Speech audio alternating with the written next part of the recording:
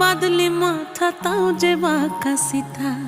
মেদিনীপুরে রায়না চিরন বাঁকুড়ার ওই ফিতা, আর যতন করে বাঁধলি মাথা তাও যে বাঁকা সিথা। পেছ পায়